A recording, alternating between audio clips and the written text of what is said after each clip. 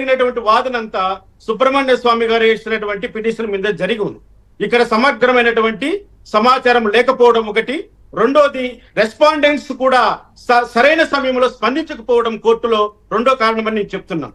ఎందుకంటే కోర్టు అడిగిన 4 ప్రశ్నలకు సమాధానం కోర్టులోనే ఉంది.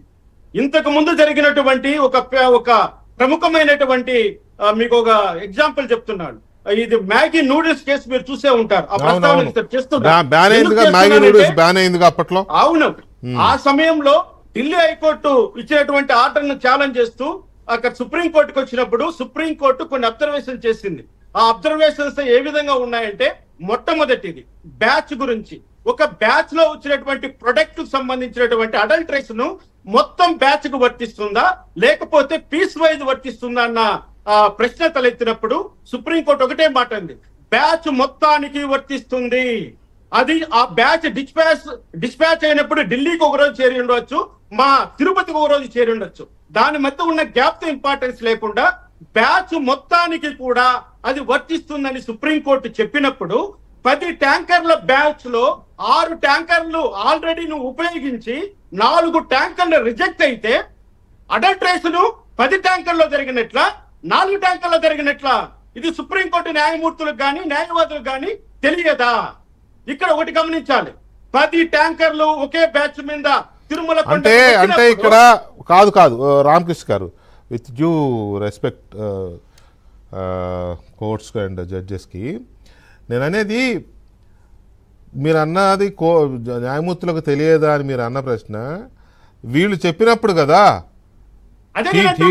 టీటీడీ తరపున న్యాయవాదు కానీ ప్రభుత్వ తరపున కౌన్సిల్ కానీ వీళ్ళు చెప్పాల్సిన బాధ్యత వాళ్ళది కదా. కోర్టు కొన్ని అబ్జర్వేషన్స్ కొన్ని క్వశ్చన్స్ వేస్తుంది, అది ఉన్నదే అందుకు కదా, వీళ్ళు చెప్పుకోవాల్సిన అవసరం.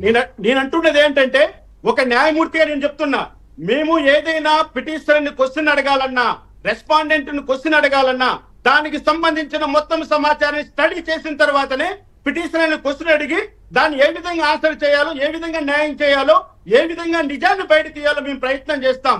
అదే ఈ రోజు సుప్రీంకోర్టు న్యాయమూర్తులు చేశారు. వాళ్ళు అడుగుతున్నది ఒకటే క్వశ్చన్, మీరు లడ్డూలో కల్తీ జరిగినట్లుగా మీ దగ్గర ఆధారం ఏముంది అంటున్నారు. లడ్డూలో కల్తీ జరిగినట్లుగా ఆధారం ఏముంది అన్నప్పుడు లడ్డూలో ఉపయోగించేటువంటి ఆల్ ఇంగ్రీడియంట్స్ సంబంధించి క్వశ్చన్ కాదు.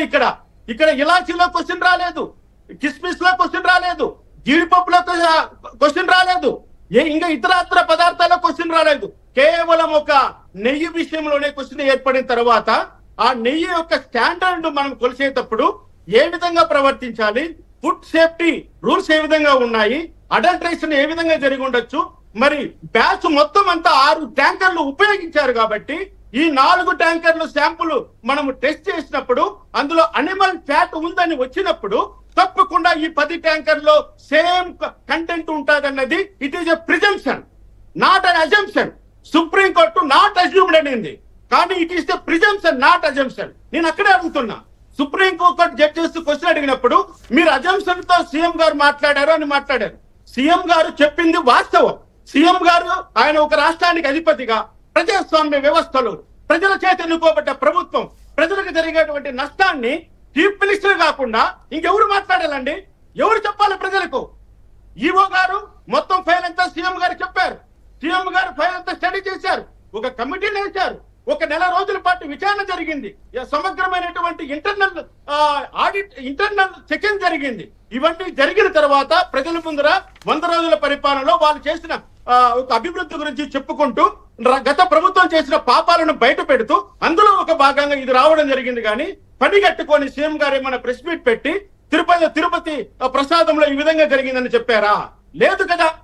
నేను అడుగుతున్నది ఏంటంటే, ఇక్కడ 10 ట్యాంకర్లో 6 ట్యాంకర్లు ఉపయోగించారు కాబట్టి ఖచ్చితంగా ఇదే అడల్టరేషన్ తిరుపతి లడ్డూలో జరిగి ఉంటుంది. నేను మాట్లాడుతున్నా రోజుకు 3,50,000 లడ్డూలు తయారు చేసేటువంటి తిరుపతిలో ఏ రోజుకు ఆ రోజు అవన్నీ కూడా భక్తులకు వితరణ చేస్తున్నారు. ఏ రోజు కూడా లడ్డూలు అక్కడ స్టాక్ పాయింట్ పెట్టరు, అక్కడ ఒక శాంపుల్ ప్రిజర్వ్ చేసేటువంటి సిస్టమ్ లేదు.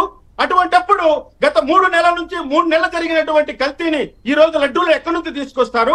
ఆ లడ్డూని ఏ విధంగా ల్యాబ్ లో పరీక్ష చేస్తారు? పైగా తిరుపతి లడ్డూకు పేటెంట్ ఉంది. ఇది గుర్తుపెట్టుకోవాలి. తిరుపతి అవును, అవును. లడ్డూకు పేటెంట్ It has ఉన్నప్పుడు పేటెంట్ లో ఉన్నటువంటి ఆ యొక్క ఇంగ్రీడియంట్స్ సీక్రెట్ రెసిపీలు అది ఎవరు కూడా ప్రపంచానికి తెలియజేయరు. అది ఏ ల్యాబ్ కు పంపించరు.